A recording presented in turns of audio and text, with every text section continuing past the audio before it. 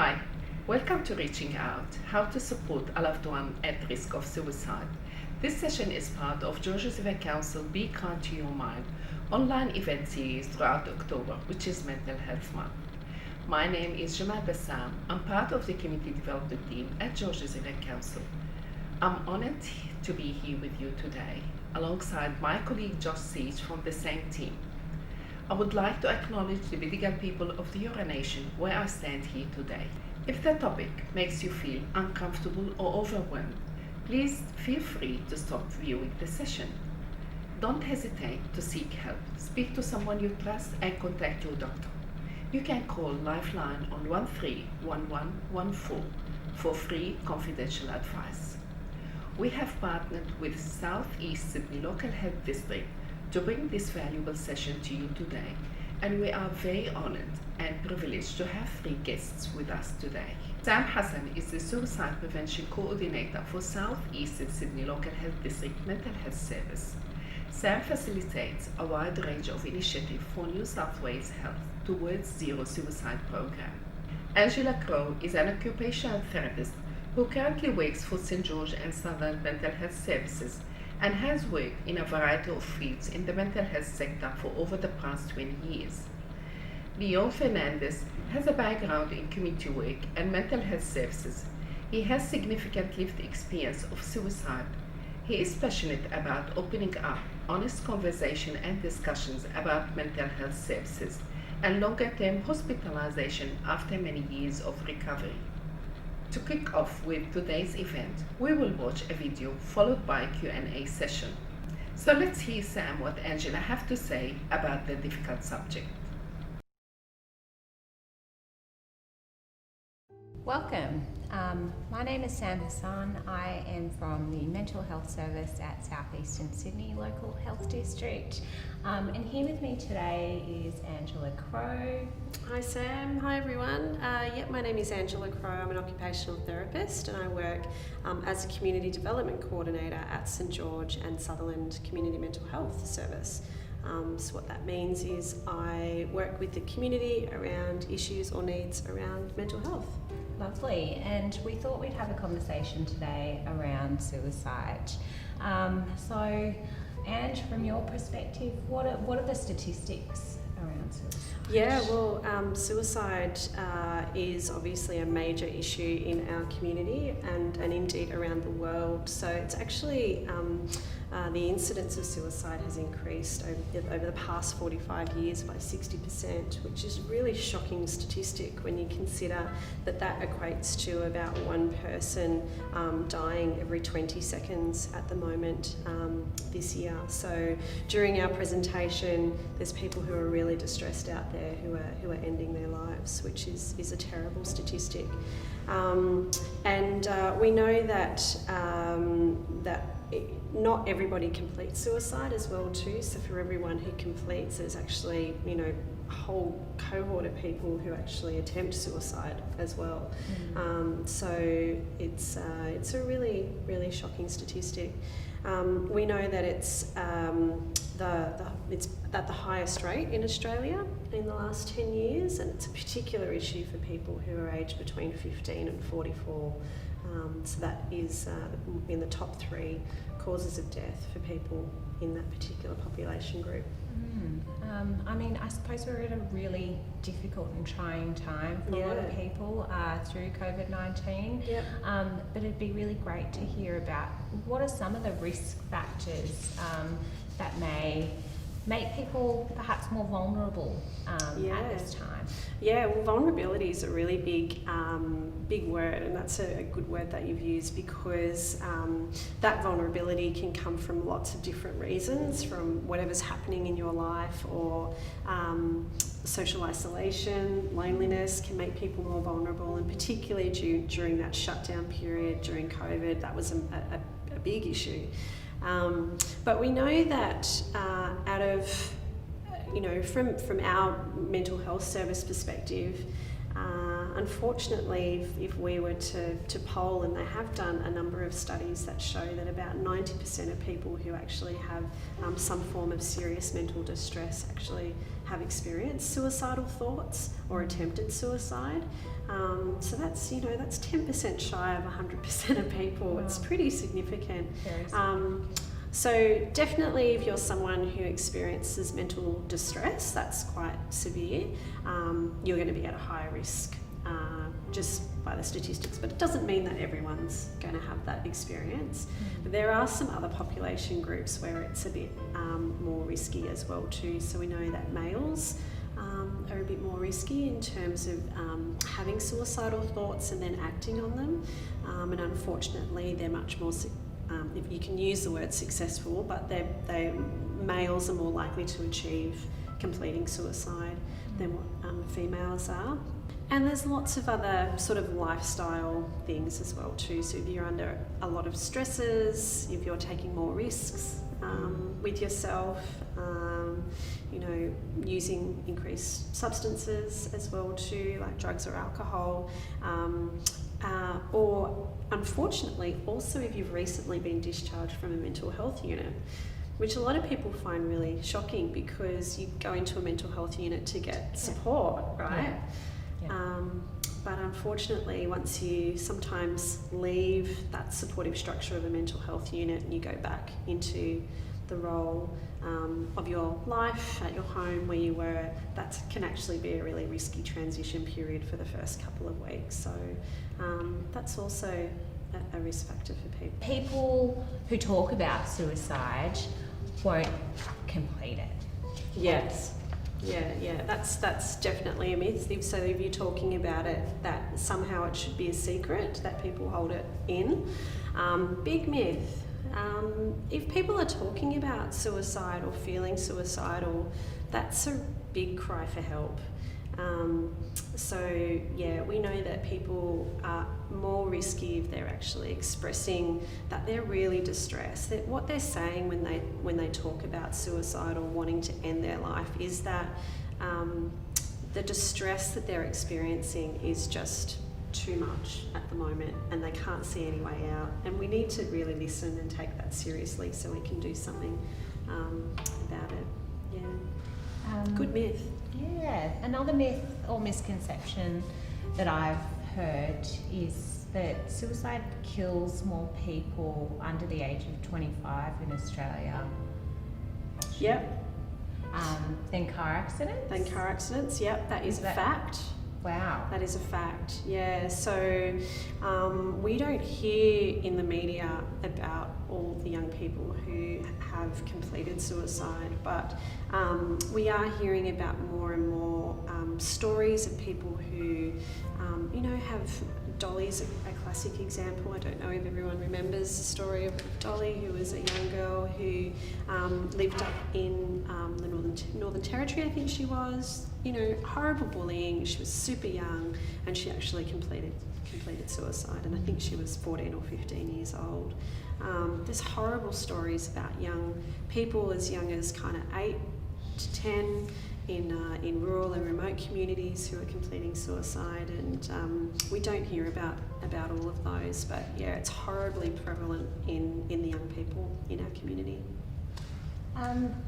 Another myth that I've heard is that people who attempt to self-harm themselves are just crying for attention. I think that's or trying to manipulate people. Or trying, yeah. What do you think? Do you think that's a myth or a fact? I think that's a myth. I think that people genuinely do need support at that time of crisis. Yeah. And that it's really important to take issues like this quite seriously. Definitely. And not be dismissive. Yeah, that's exactly right, Sam. It's definitely a myth. So any form of self-harm is an expression of distress. So somebody is saying, I feel emotionally vulnerable and distressed and I need to do something to make myself feel better. So we always make a lot of effort to pay pay attention, I guess, to the messages that those people who are self-harming are trying to communicate. Yeah. It is something that needs to be taken quite seriously, because we know from the statistics that they're at greater risk of completing suicide if they're self-harming. Well, thanks for breaking down some of those myths and giving us some really good facts around that. I suppose one key thing, especially at this time where we're at the moment, where people are more isolated, there's more restrictions around who we can see and how we can move, and it is a really isolating time during COVID. And I know that, you know, for a lot of people who may not have consistent work anymore or may have lost their job in response to that, there is a lot of distress that we may be feeling and that we may be seeing in our friends and our loved ones.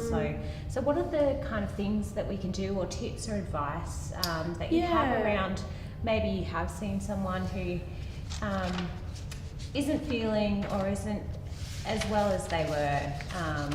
I think that I mean, I can go through some more specific tips, but if you look at things kind of a bit more globally as well too, with a particular person, within yourself or someone that maybe you're supporting, there's certain groupings of things that you can look for. So conversational signs is a really great one, especially if you are in contact with people, or you finally get in contact now that things are kind of lifting up a little bit. The conversational signs, some people might say, things are just really hard, I don't see much point in going on, or, you know, they might even say things like, there's no point to things. So you can kind of pick up on some conversational cues where they might be talking about feeling quite hopeless, feeling quite worthless, feeling like there's no way forward, feeling like they're in a bit of a hole and you know, they can't solve this issue that is happening for them at the moment. I guess the other things that people can look out for are behavioural signs as well. And so I guess when you think about behaviour, we're looking at how a person's interacting with other people or within their environment. So they might be not coming to social gatherings anymore. They might be not really, you know, talking on the phone as much. When you talk to them on the phone as much, they sound really sort of flat, and they're not that as chatty as what they used to be. So just a bit more withdrawn. Sometimes there can be physical changes as well too. So someone may actually not be able to care for themselves as well, because they don't see much point in going on, or they're feeling quite flat. So they may actually not be showering as much, not shaving as often. You know, if you're someone who, you know, was usually really well kept, and you know, you're feeling quite flat and hopeless about the world and the future and your place in it, it's a common thing for people to sort of start letting things slide and not looking after themselves as well. So some people may have some of those experiences where they do start showing some symptoms of depression, where maybe they're not eating more or eating less, sleeping more or sleeping less. So there's subtle cues as well too that you can pick up on, physical, you know, impacts from that. I was wondering if you had any advice around how to approach someone who you have sensed might be a little bit distressed. All you have to do is actually just sit with the person and dedicate some time. Time is like one of the most precious gifts we can give a person, especially if they're distressed. And it is just about being with them in that moment and talking with them about what they're experiencing, asking what's happening for you, you know, what's going on, and being prepared to just listen to the distress. So there's a few tips that will be in the resources for today, and one of them is absolutely just, you know, just hearing. Don't be shocked, don't be embarrassed by it. It's really common, we know that it's really prevalent, so it's not a shock if somebody is experiencing suicidal thoughts. It's really important that we don't diminish or ignore the situation as well. Because if someone's coming to you and they're talking about, hey, I don't feel great, or I just feel like everything's really hopeless, that you go, oh, you'll be okay. That's not that helpful, unfortunately, because it diminishes a person's experience. What they're trying to say is, you think it's okay, but I'm not okay. I'm not feeling okay. I guess with that, we don't want to then panic and also don't agree with them as well that yes, things are pretty hopeless, your situation is hopeless. Because there's always hope with any situation, even if it's a really tough. I've certainly worked with people where they've had, you know, really tough financial situations, which has knocked on to lots of other things around their accommodation, their housing, and it's really tough in that moment. Yeah. But it will get better in some ways. So important to hold that hope.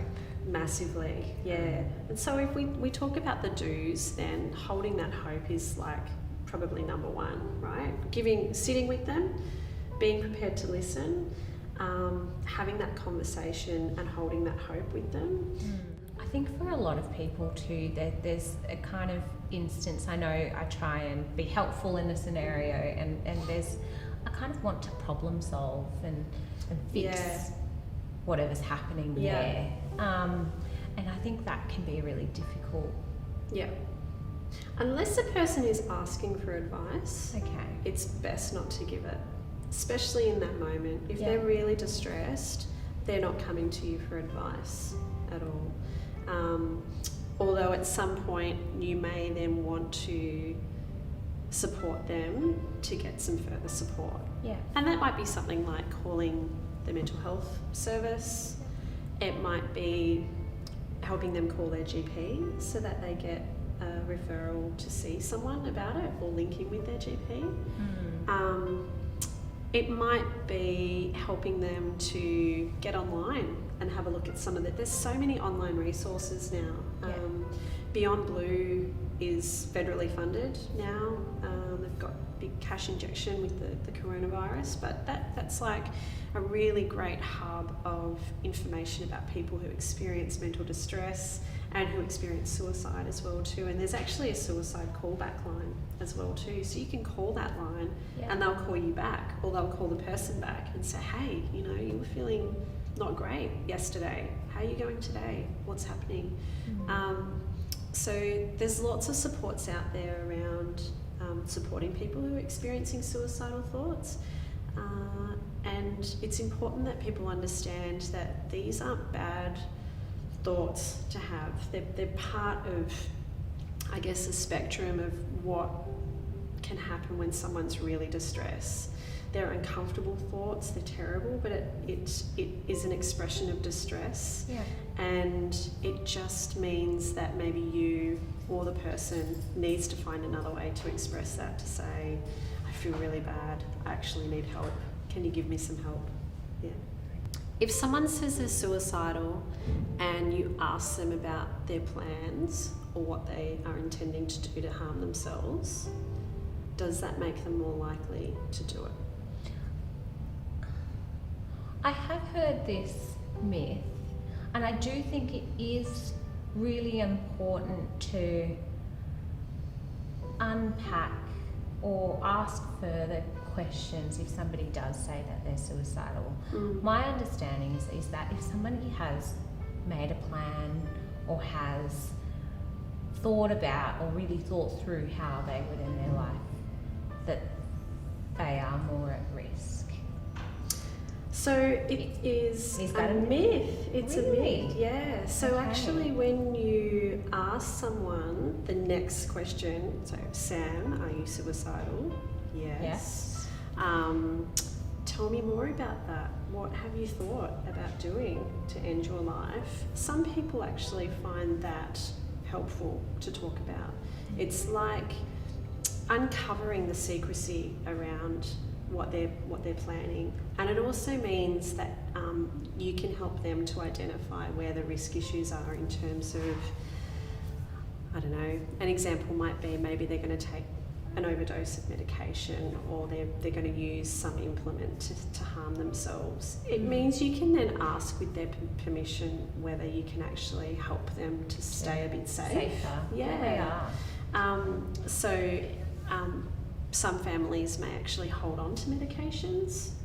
Some families may actually just get rid of the means that a person may use to harm themselves. But I think it's important that they're really awkward conversations to have. It's so unnatural for people to talk about. And I think you're totally right in terms of taking away that stigma around exactly the suicide word. Yeah. If you're able to have a conversation about it without the awkwardness. Yeah, and without feeling, them feeling guilt or shame for having thought those thoughts, right? Yeah.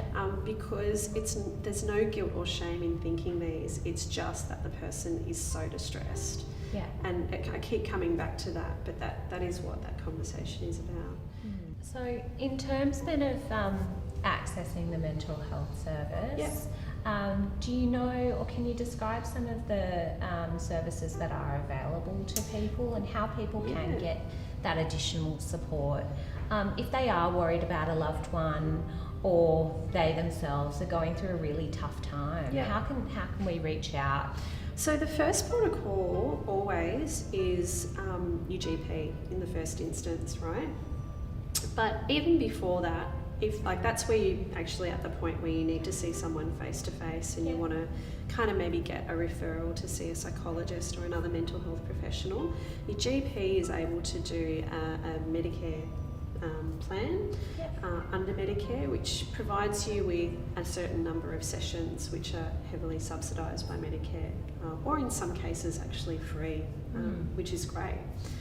But before that, if you're at home, you're feeling really blue, feeling like the world's a bit black and you're hopeless, I would be giving some of these great resources a call. So Lifeline is a really great resource to call. So they do like one-off telephone support. Yeah. There are other numbers, so there's the Beyond Blue hotline that you could call as well too, and then if there's any issues they can actually link you in with the suicide callback service as well.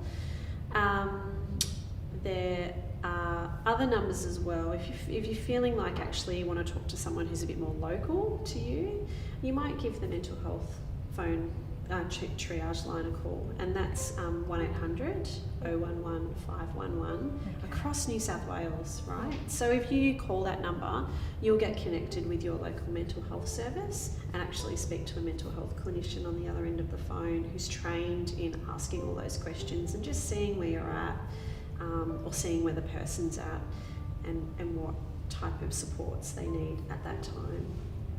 In terms of locally, because we're obviously in Georges River Council.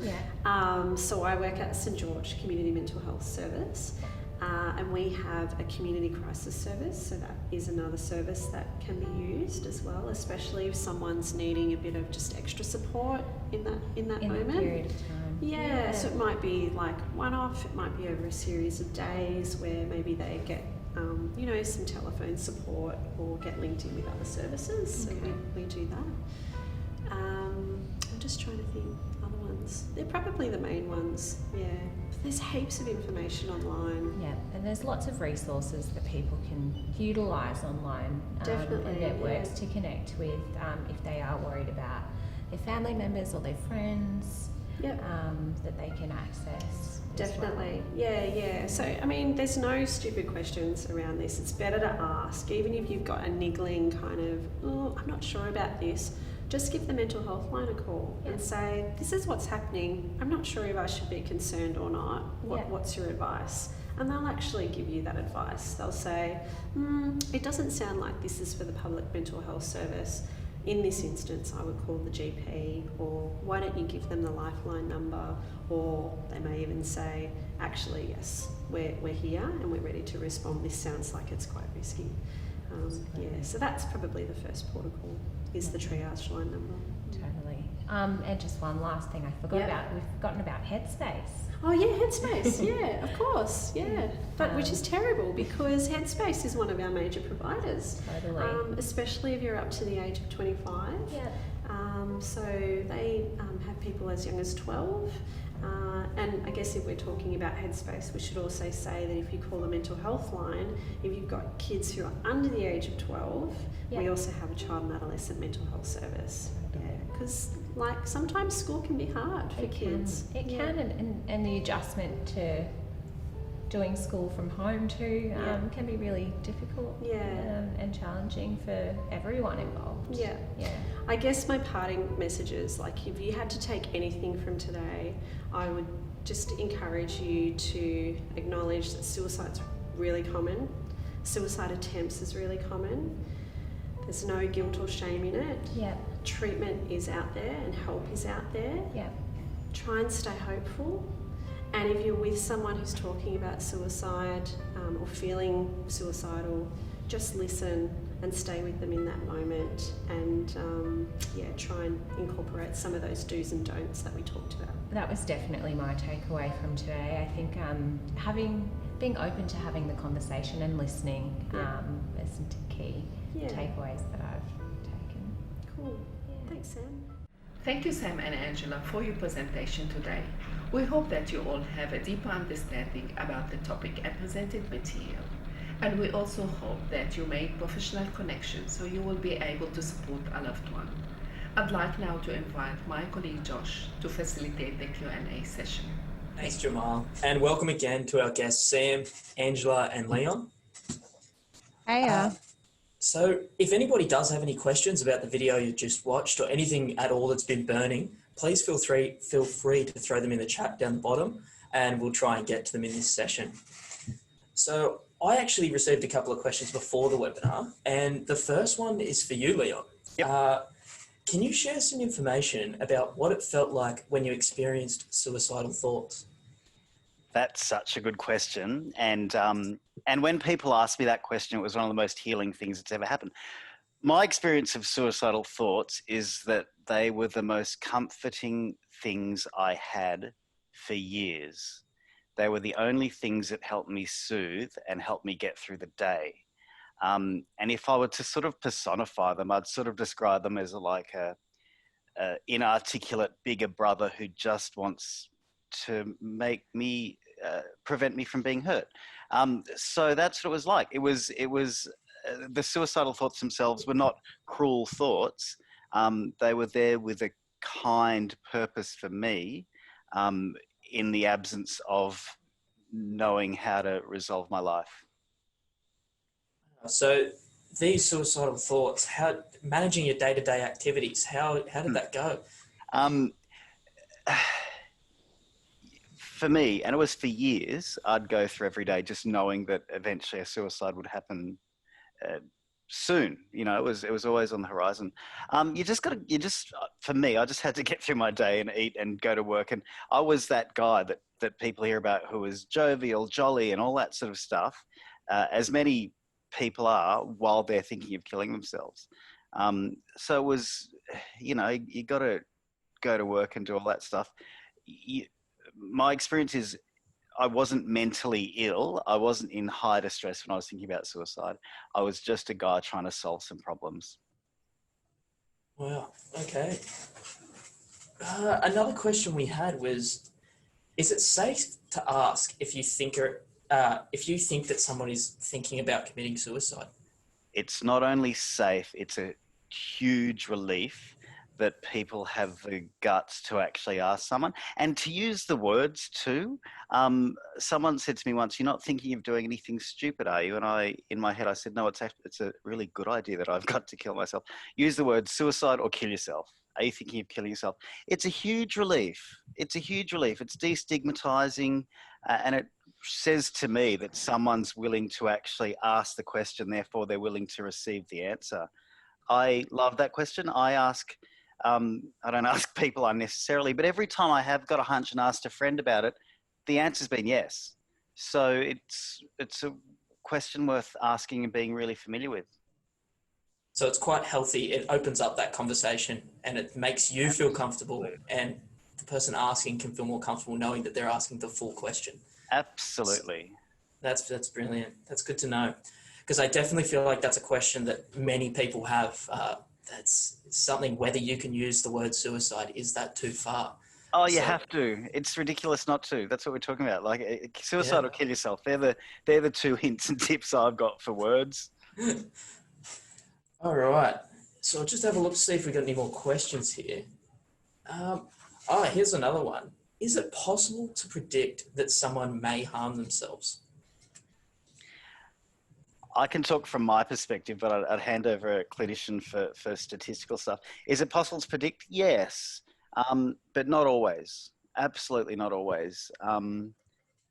For me, I was quite open about it. I wasn't hiding my intentions to what I'd call euthanasia. I wasn't hiding that stuff. But yeah, I have had very close friends who have died without any warning. In terms of stats and stuff like that, I'd hand over to the clinicians if they have them. Sure. Sam or Angela? Oh, look, I think the stats are probably really hard to nut down as well too, because for all those people who maybe go through with it and complete it, then it maybe doesn't look like suicide, or it's a car accident or something like that. Like, how can you ever really know the full answers around the statistics of some of those things? I would just echo Leon's sentiments really, in that we talked about some of those behavioural and conversational warning signs. So the way people are kind of coping, the way they're interacting with you, the way they might have changed or be doing things differently, the things that they're actually saying as well too, are definitely things that could be warning signs. But even not all those people might actually go through and attempt to kill themselves. So I mean, looking at those, that they're a really good indicator. One of the myths we didn't talk about was that everybody leaves a note, a suicide note. That definitely doesn't happen as well too, and that's terrifying for lots of people, especially people who maybe have teenagers or young people that they're supporting, that they would be able to kind of know.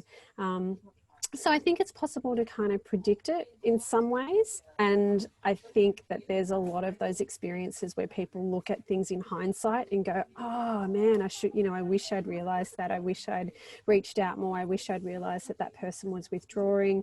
And I mean, that's just life. Sometimes it's the way the cookie crumbles, and you can't, hindsight is that perfect 20/20 vision. So I think that there is a sense of humanity in all of this, that we are all going to make mistakes. The world is a shade of grey, and where possible, we try and get it as right as we can. But we're going to make mistakes along the way as well too. So we just try and be good enough and better enough as we can, and do what we can and notice what we can as well too. I don't know if that answers it, but that's my thoughts. I'll hand over to Sam. I suppose my perspective is really just echoing you both, yes and no. It is yes and it is no, and how important then asking the question and ensuring that you're engaging with your friends and family when you do feel that someone's a little off, and listening really as the important pieces that we need to really take away. So yeah, that's all I have to add. We've got another question in the chat here. What is often the most common reason people contemplate suicide? That's a bit of a tough question, I feel. Lots of reasons. I'll hand over to Leon. Let's just go with you, Leon, first to start off with, and then we'll try and do all three. Mine was that life was really hard, and I couldn't think of any solutions to problems I had. And my problems were real, and the solutions were very hard to get. That was my experience. But there's a lot of, when I was younger, it was easier for me to think about killing myself than to tell my parents I was gay. That was about 25 years ago. And so that was a significant cause for me at the time. but there's many other, I think, loss of job. I think for fellas, I hear the loss of a relationship, a breakup is a significant factor. I know for farmers, a drought is a really big factor too. So it's not all about immediate mental despair, but it's about circumstances which are really hard to resolve. Yeah, I would agree with it. And that's exactly, it comes down to something you said right at the start, Leon, which is about it was a problem. Like, in some level, there's a problem, and the problem is appears insurmountable. Yep. And I think I talked in that webinar about, people might have, that loss of job and a knock-on effect where, maybe there's like gambling issues, maybe there's debts that they've inherited, maybe there's the knock-on effect that impacts upon their ability to keep a home over their head, and the impact upon their family and the ability to be able to feed them, and so on and so on and so on. And when problems become insurmountable, that I think is where people feel stuck. And we talked about holding the hope. And so we know that even when problems appear insurmountable, the small things, just chipping away at stuff that people can do to overcome, or make amends for some of those problems, to move past them. So yeah, I think main reasons, anything, but the core reason is there's a problem, and I don't know how to fix it. Yeah. Totally. Okay. So speaking of the reasons, COVID-19 is obviously taking a massive toll on so many people around the whole world right now. And in the media, we're reading a lot about its effects on mental health and suicide. But how much of effect is COVID-19 actually having, especially here in Australia? Do you have anything on that? Look, I'll try and launch into that, and then maybe Sam can kind of dazzle us with some research.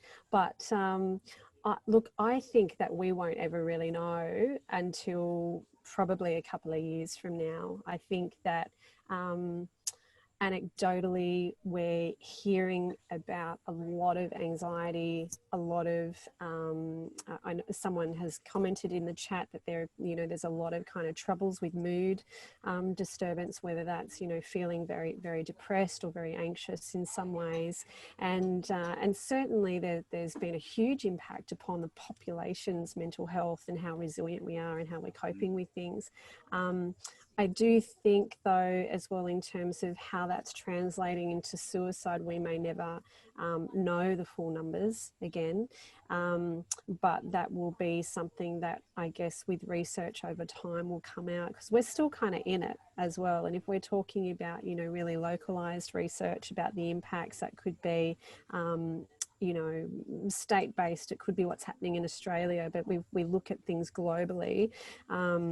How can we, I think that there's been more. I mean, certainly from a mental health perspective here at St George, and indeed across the district, we've certainly had less people contacting during the actual shutdown period for COVID.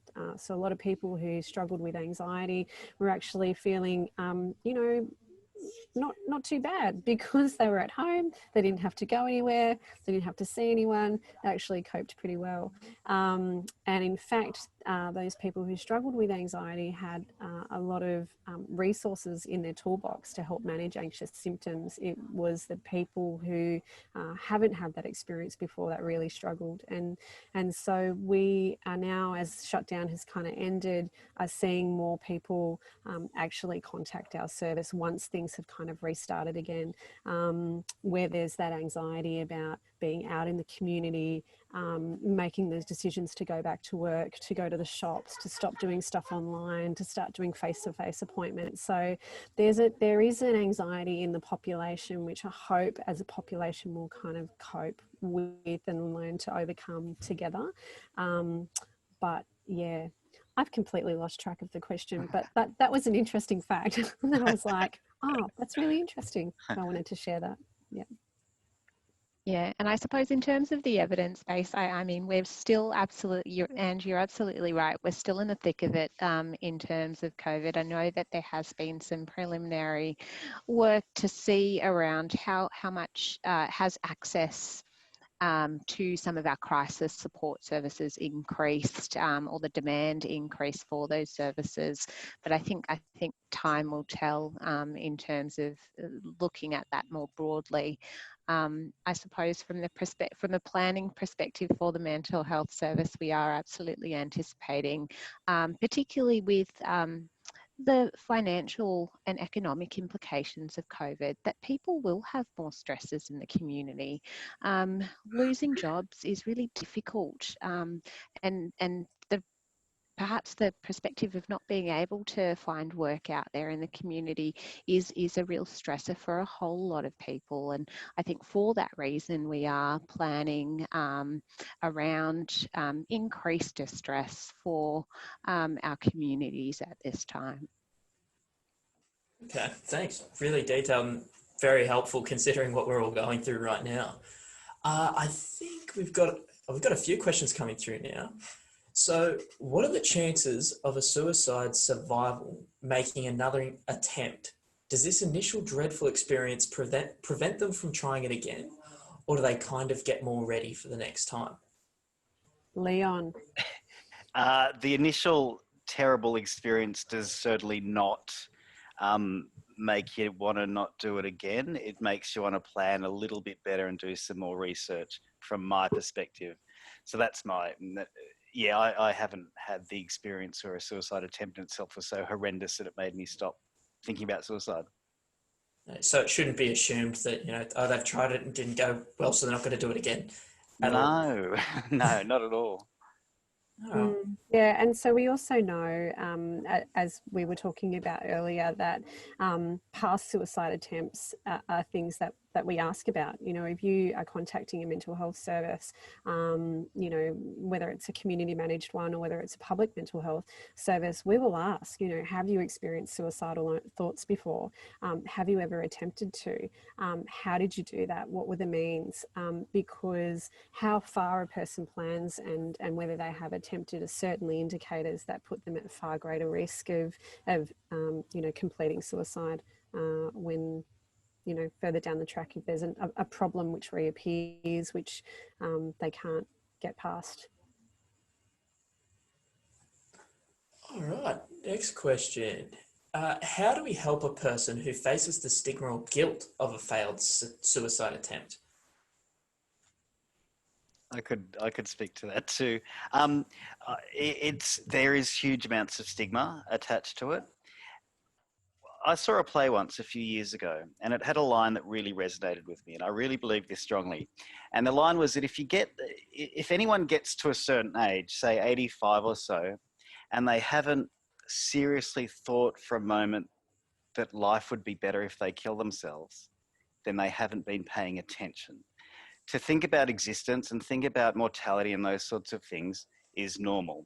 Thinking about suicide isn't necessarily normal, but it's incredibly common, and not thinking about it ever in your life is quite uncommon. How do you stop that? Get familiar with it, get comfortable with your own mortality, have an understanding that people want to kill themselves not out of...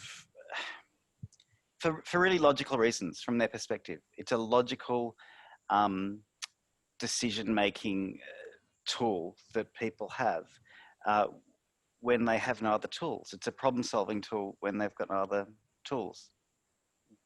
And that I would definitely echo what Leon's saying there is for that particular person. So we're not saying it's a logical, it's a logical process, and everybody should be thinking about suicide to solve their problems. But for some people, their own personal experience. So, like I've got a young child who's not quite a teenager yet, but getting inevitably closer.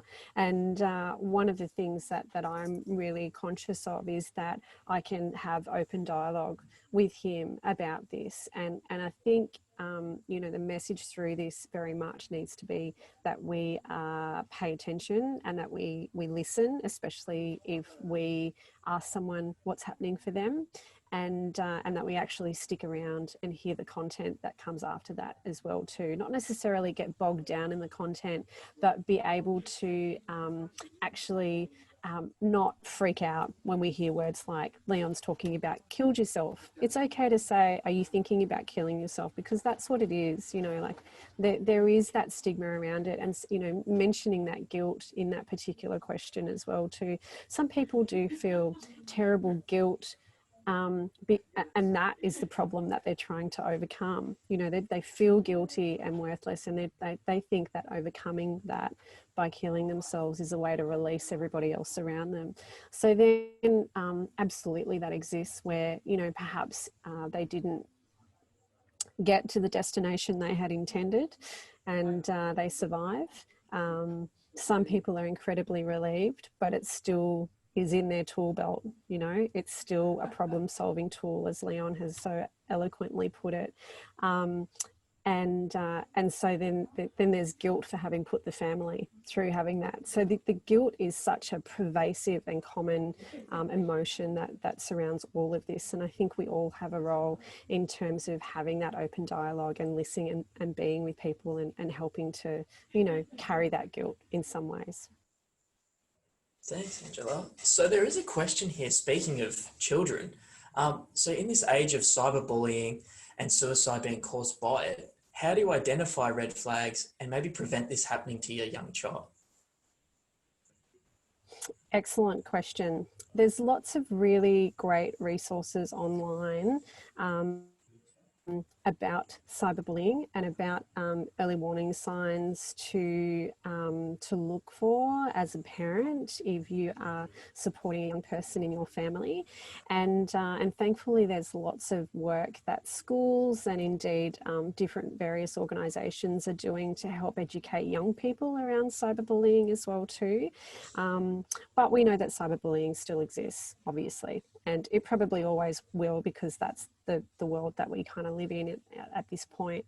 I think that, you know, certainly some of those behavioural signs and conversational signs that we talked about earlier on, you can look out for. So if there's, you know, feels like there's an added element of secrecy around their online stuff that they're going through, you know, changes in behaviour, more isolative, appearing more kind of distressed about things, they're really good opportunities to actually try and open a conversation with them about what's happening. We talked about guilt earlier. The young person will most likely absolutely have a sense of guilt about being either the recipient of it or even having to bother the family about this, and guilt that it's happening to them in the first place. I don't know if Leon and Sam have something to add to that.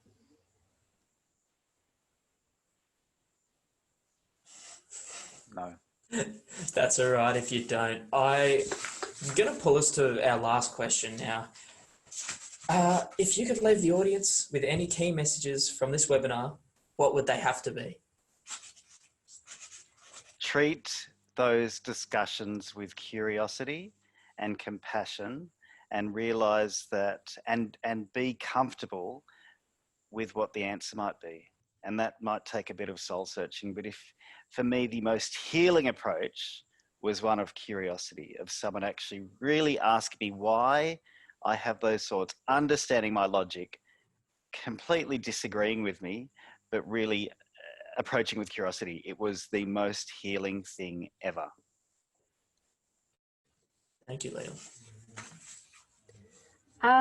I guess I would reiterate my insights and echo those of Leon's, is that for me, it's about holding hope, being with the person in that moment, and acknowledging that this is a really common feeling or occurrence that is pervasive in our community. And so as a community, we have a responsibility to be okay with talking about it in order to break down that guilt.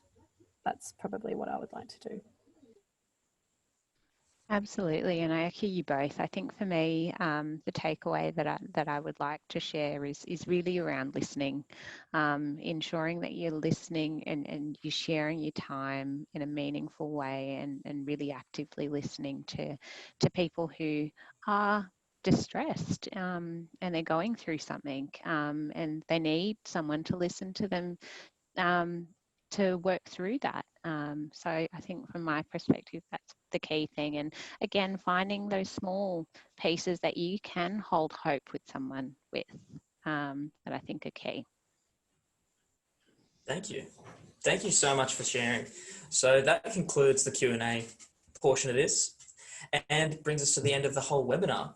So I really want to thank our guests, Sam, Angela and Leon, for coming along. It's been brilliant having you here. You've given us some really good insight and you've answered some pretty big questions. So I'm sure the audience is very thankful too. And I would like to thank all the staff that helped put this together and thank the audience for coming here today to listen in. And please remember, if you do need help, contact your nearest mental health crisis services. Ring emergency services on 000. For further advice and support, contact Beyond Blue Support Service or Lifeline or the Suicide Callback Service. Please utilise these services if you need to. Thank you everyone for joining us from Georges River Council. Good night.